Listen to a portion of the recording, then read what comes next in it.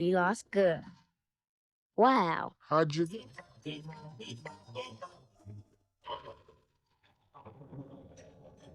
being messed with me. Something of such birth.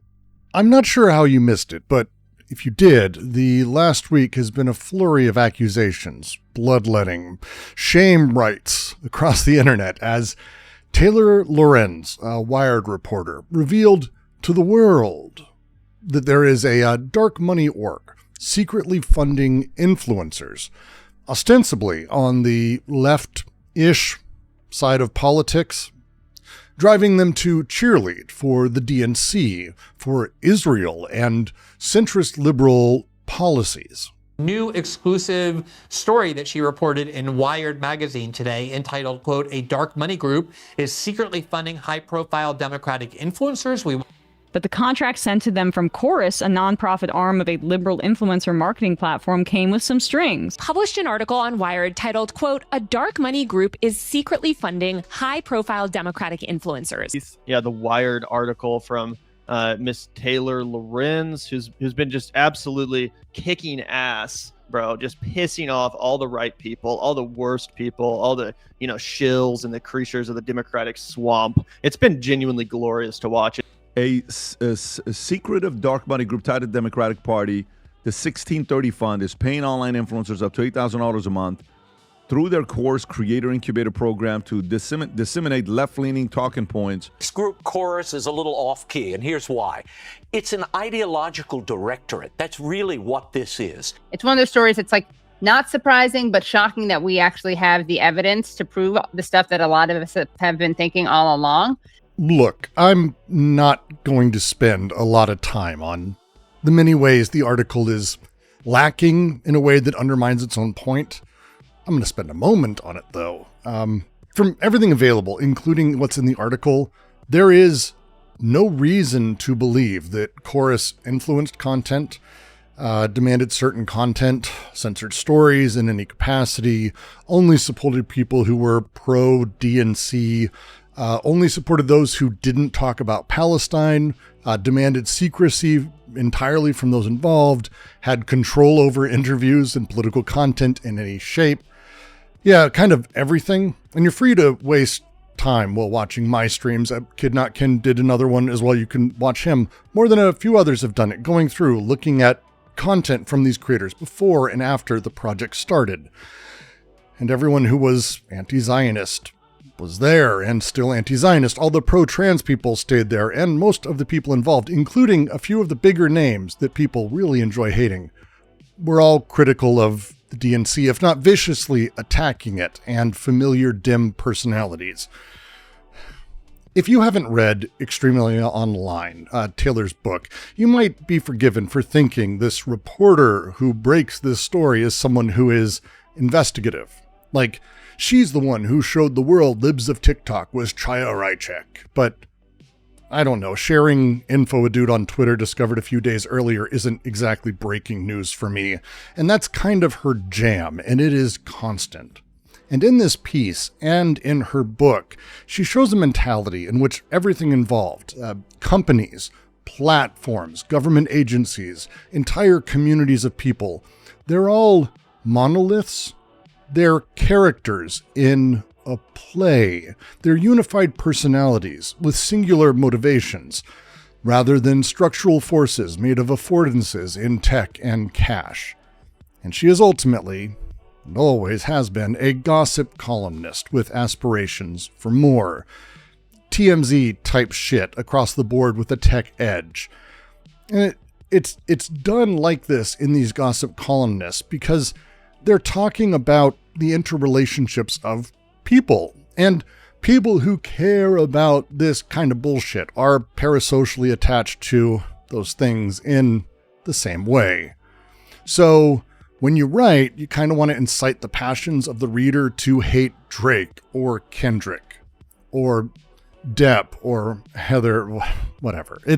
It's why people really love talking about dark money the same way that people talk about the dark side or dark magic or the dark forces, right? It's evil, it's vibes heavy. And you do this for fun in fantasy novels, Harry Potter, Lord of the Rings, Star Wars. But complex systems? That's a fucking problem. And Lorenz is not really alone here. It's common. We all kind of do this. We'll complain, I have, about Nintendo not caring about competitive gamers or their fans, right? Or Facebook hates its users. We see a lot of this in her book.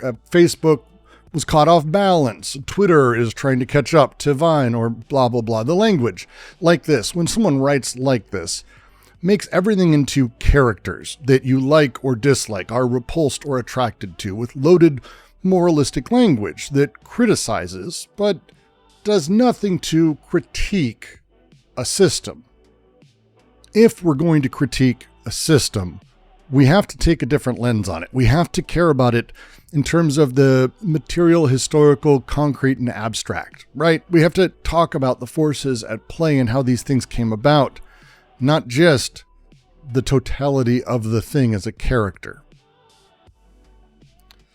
In 1976, inflation adjusted, about $350 million was spent in House and Senate races.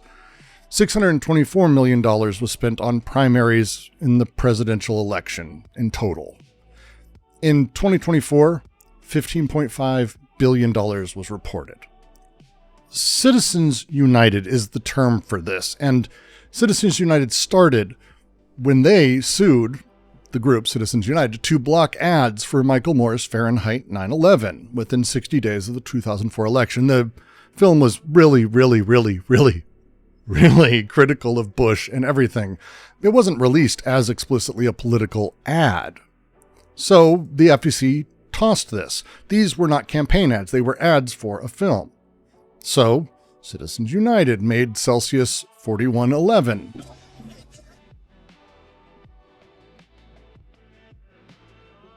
Which was expressly built to affect the election about John Kerry and Michael Moore. Now this was blocked. When this was blocked, they appealed. They did this over and over and over with films until 2009, when the Supreme Court heard the Citizens United case. And with a ruling that forever is seen as, in judicial writings, as one of the more absurd responses to a thing, the Supreme Court ruled that corporate spending was protected under the First Amendment, that corporations are really just assemblies of people. Now, this and other rulings would go on to change things, but none of this would ever actually become law. Now that sounds weird, but it's important to understand this, because this gets insane very quickly. And it's because those rulings from the Supreme Court over and over and over changed how the FEC wrote stuff, but not any laws ever getting passed here. Now this process, because of how it went, led to the most absurd election realities that I think Stephen Colbert accidentally brilliantly taught people about across his satirical comedy show. He dives into the way that the FEC won't allow his very silly, stupid PAC to form because the company that broadcasts his show is technically donating airtime to his political cause. That's no. But if he forms it and adds a cover letter saying it's super, that's cool. Well, you'll remember that last year there was a furor over the Supreme Court's decision in the Citizens United case. Oh, that said that's corporations are people and people have free speech. Therefore, money is speech and corporations can give unlimited money to political issues. Unlimited's got a certain poetry about it. Okay, so here's my form. That's a regular PAC that cannot take money or a gift in kind from Viacom. Right. Now it's a super PAC? Right. Okay. However, he can't run for office while he's running the PAC. Ooh, that's bad. But he can sign it over to Jon Stewart, which he does. That's good. And Jon Stewart can run attack ads in line with Stephen's political ambitions attacking his opponent, but only if they don't coordinate. That's bad. So you end up in a really weird place that you can say you're getting money from a dark money group, but you can't say specifically any single thing that you're doing is with them or because of them. And yes, this seems insane. And yes, nobody ever sat down and made this into a law. Well, they tried. Every few years, or every single year really, Democrats actually specifically would unanimously, by the way, get some legislation trying to close this dark money loophole. The Disclose Act, they called it. It's introduced every year, almost in some form or another, and every single year, every Democrat, including, by the way, presidents, support it. 2 Republicans, one time 16 years ago, were the exception, but otherwise Republicans unanimously filibuster or kill it unanimously. And yeah, even after all these dark money groups gave hundreds of millions to Democrats, they're still voting and trying to get this law passed.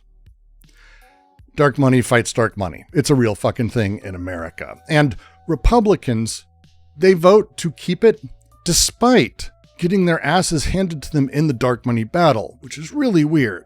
So every election until 2018 after this, every election, Dems were outspent by dark money by insane amounts, 11 to 1, 12 to 1 sometimes.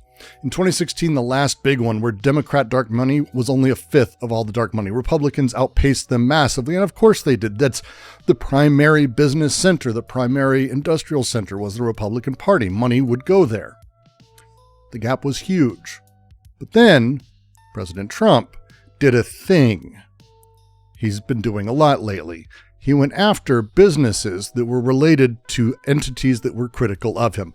Jeff Bezos, who owns Washington Post, he fucked with Amazon in order to get back at them. CNN, which is sort of owned by AT&T. I hate our country so much. CNN was negative to Trump, so Trump blocked the AT&T merger that would happen. He went after all of these people who supported his opponents financially. Now, at that point, this was not a thing that was commonly done. It was pretty unthinkable, but not for Trump. And thanks to this, in 2018, the Dems flipped everything. More than half of all dark money was on the Dems side. And in 2020 and since, it's more than 2/3 of all dark money. This lead continues today, and you'll hear Republican voters screaming about dark money, MAGA saying that they need to drain the swamps, dark money is awful, sharing this fucking article on top of it, but still no. Doesn't this show you how the Democratic Party is in shambles? They're going behind closed doors, dark secret money. Notice how the Republicans have, it says organic. The influencers are out there. They're out in the open. They're kicking ass because the Republican Party is. Republicans, not a single one, are trying to get the Disclose Act passed or even talking about it in a meaningful sense. They're unanimous. They're fighting it.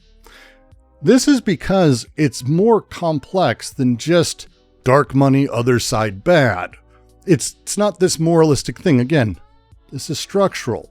I mean, if it wasn't, the Republicans would be working to destroy this massive war chest that the Dems have found. It's no surprise that Taylor and her piece have become a darling within the MAGA hard rights because of this article. MAGA mouthpieces propped up with dark money themselves, happily cheering Taylor on, attacking Dems for this. And Trump, since, actually has enabled more dark money things, which is insane. He's fucked with FCC across the board. And so because of this, he was actually able to directly interface with a campaign dark money supporter, Elon Musk. Musk's super PAC was doing on the ground things, and Trump was able to directly just give money from his setup to dark. It was insane. Dark money contributions are visible, but they don't need to be disclosed. And the entire thing is just such a fucking mess. X.com. This is a mouthpiece for political action. It was purchased and has been spent and has been solely pushing everything that it can in politics. I think it's easy to say that X is actually a multi-$100 billion political contribution, maybe the largest in human history. The lines are not blurred. There are no fucking lines. And this is why people hate dark money, but is dark money evil? Okay, so first, no, it's not. It's not evil. Dark money is not evil. The image of a cabal or a special group of people who are controlling things and pulling strings with payments to people, this doesn't, one, happen significantly, not in a certainly evil way. It happens in a systematically corrupt way. Evil is a single force from a single position. The fascist attachment to the idea of evil drives the very things that as a movement, we should be fighting against. In the space of representational democracy, though, this is the problem. We exist in a system where one person, one vote has a correlate. One person, one voice. If you take back in time a little bit offline, ideally, you go back, you'll see that before the internet, before television, really, people found their vote choice through social pressures of those around them. The newspaper maybe would apply some pressure here and there with opinions, but Steve hates that paper, and I like Steve, so I don't listen to that paper. John, who sucks, loves that paper, so fuck that paper. I find myself and my vote through my interactions with people. The popular paper is more popular and their views are more popular. I'm able to write myself in this way. The newspaper has a big voice, but it's clearly a big voice. Before the internet, people found their vote through these social pressures. Television may have changed this. It mutated it, but people still knew TV was a big voice. But with social media, where is your social awareness? Where is your coordinates? Where is your mapping? How do you find yourself? That viral post, is it humans? Paid humans? Bots? Incentivized structures putting things in front of you because it gets lots of clicks? You have no fucking idea. We can't map our social field. It's impossible now. It hasn't been easy, but it's certainly impossible now. When money doesn't have to be reported or announced or is simply invisible, there is zero way to know what's actually important to people. Republicans my whole life have claimed they're the silent majority. And they've been able to do this because they have outsized influence when it comes to money and advertising and other things. They have loud voices. Always been the case. Their policies are actually incredibly unpopular. It's been very strange to sort of watch. But that pressure exists, and this comes into the space where we are now. And the problem is we have an inability to understand the lived forces behind any single message. And this is the challenge. By simply existing, dark money, untraceable sources, unverifiable sources, by existing in this system, by having a system in social space where there is no way to get a one-to-one understanding of you versus another person, no way to know if one thing is a million or a million is one. Power is not inherently visible, not as visible as it was even when I was growing up. And back then it sucked. Compare this. Read my lips. Remember, you will be better off 4 years from now than you are today. Well, it's 4 years later. How you doing? Now take that and compare it with this tweet. Here's Lex Friedman interviewing Trump being retweeted by Musk. Now, 50 million-ish people saw this video. Overall, right? 30 million saw it on Lex's setup, 22 million in Musk's. And that tweet, he forces on everyone who subscribes to the platform, even if you block him. And he spent tens of billions acquiring that. And it was entirely weaponized to win Trump the election. At one point, we were worried about ads for a movie being over the line. And this is the problem with dark money. The ability to understand all of it, to understand socially what's important to people as they live their lives, the vitalistic reality of any message. What do people really care about? God damn, we hate this. Do you remember Ellen? She took this selfie. I'm going to take a picture of us, and then we'll see if we can break the record for the most retweets. And then, you should get in here too, Julia. The Oscars, it was this like spontaneous thing, right? And all of these people, how big was that? It was so spontaneous. All these famous, beautiful people being silly. It certainly wasn't a paid and set up moment by Samsung to get their logo dead center in frame, making all these stupid fucking rich people shills, some of whom actually apparently didn't even know it was shilling at the time. And that's the thing. We're within it. It's there. It's done. We're not looking to fight this system or keep it at bay. Concentration camps are being actively built. People of specific ethnic makeups are being put inside of them. The military is wandering multiple city streets of America arresting citizens with military weaponry and gear. The terror is real. I get it. But dark money existing at all does its job. That's it. Republicans, they've shown over and over the absolute capacity they have to fabricate entire fake dim lib groups for capture of the passions of change and revolution. They've supported fake candidates in tons of races for this reason too. And if every righteous Democrat or reactionary leftist or just every single fucking person on YouTube just suddenly super pinky swore never to take it again, what then? What the fuck does that do? Are you able to trust any videos suddenly? Any articles? No, you'll have to consider things that are said and think about them and find someone you can trust over time. Because it doesn't matter. That's the thing. In all of these reports and responses and commentaries, you'll hear this idea about the dark money simply being involved means everyone is therefore corrupted for the status quo. Who's the most pro-Palestine person implicated in any of this? There's none.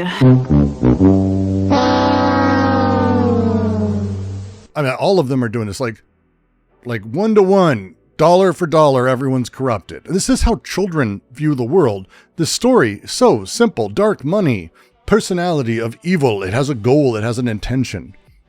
It doesn't. Capital's never cared about subjugating you. Capital doesn't give a fuck about you. It never did. It's not a person. It's not a character in a play. What these creators, and certainly Taylor Lorenz, don't want you to think is that capital is bad. Just that kind of capital. Dark money has specific wishes that bend things and corrupt it. No other capital does that. Certainly not family money. That wouldn't do it. If your family had millions, if you went to a private boarding school and your reality is one where money affords you the ability to spend years taking shitty, underpaid writing gigs to build a career, that type of money is totally cool and would not ever fuck with anyone. And of course, because gossip and drama runs things, this is the thread people are now attacking Lorenz with personally.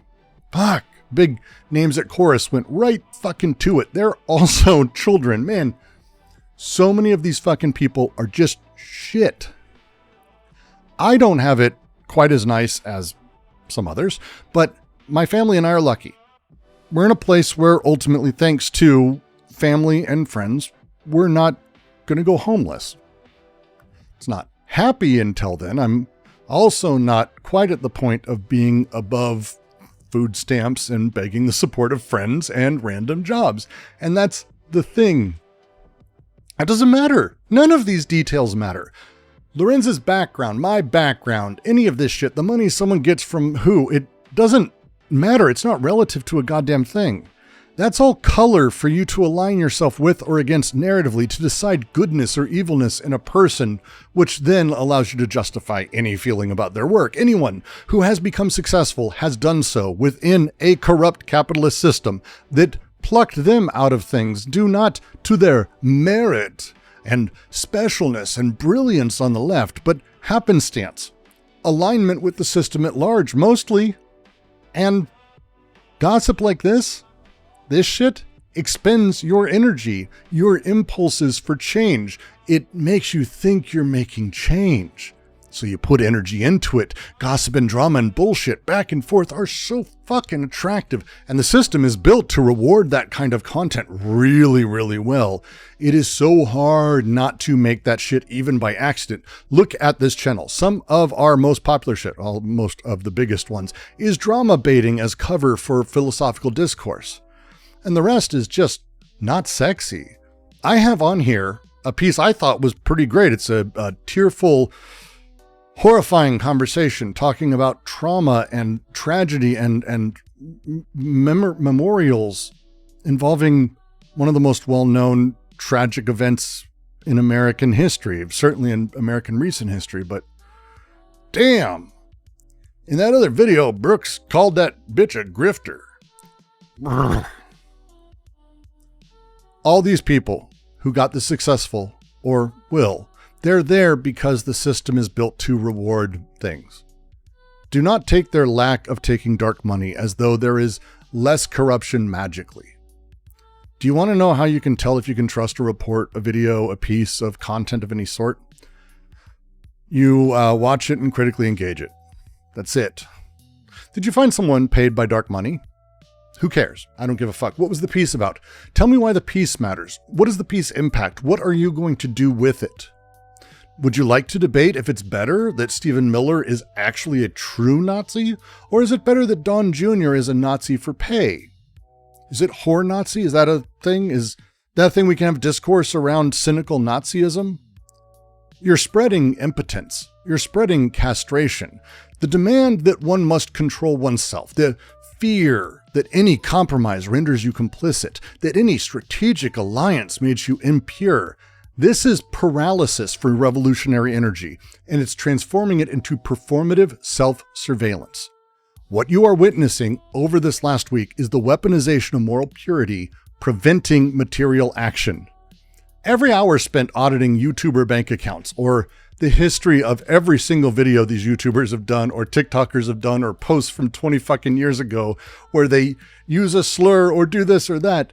Great. That's hours not spent organizing tenants, blockading ICE facilities, not talking about how Trump is actively extrajudicially murdering people illegally. You're not building mutual aid networks that make people less dependent on this system that you claim to oppose. Doing nothing. This piece does nothing. This obsession does nothing. The obsession with authenticity, this archaeological dig through funding sources, unearths the real true person beneath. It's like the worst of all the bourgeois luxuries, a belief that clean hands matter more than effective hands. The narcissism of small differences scaled to movement-killing proportions. The system wants you focused on individual moral calculations because individual solutions never, ever, ever, ever, ever address systematic problems. Ever. When you demand creators reject all potentially compromised funding, you are not purifying discourse and output. You're ensuring trust fund kids are the ones that can participate in it. You are recreating the very class gatekeeping you pretend to critique. It's like, I don't know, being against paid internships. Meanwhile, actual power is consolidating. Surveillance is expanding. Deportations are accelerating. And the left, again, the left cannibalizes itself over the precise moral weight of a Patreon subscription from the wrong person. Revolutionary change has never emerged from a pure space. That is not a thing that has ever happened in history, and it will never, ever happen in the future. It emerges from strategic coalition building among compromised actors who are willing to act despite imperfections, fearlessly. The Weather Underground? That wasn't funded by bake sales. The Black Panthers? They took money kind of from anyone, willing to fund breakfast programs and legal clinics. Zapatistas sold coffee to fund their autonomous zones. Stop auditing. Start building. Every real revolutionary movement understood that the perfect is the enemy of the possible. The possible is the enemy of the actual. The actual requires you to work with materials you have at hand in the world as it exists, with people as they are, not as you wish they were in some hypothetical realm of perfect political consciousness, idealist, Platonist bullshit. You're a fascist. The revolution will not be crowdfunded by people who are ideological pure. It's never going to happen. It will be built by people willing to take oligarch money and use it to train organizers, fund strikes, and bail out activists, constructing the infrastructure of liberation. If capital wants to fund things, let them fund the goddamn guillotine.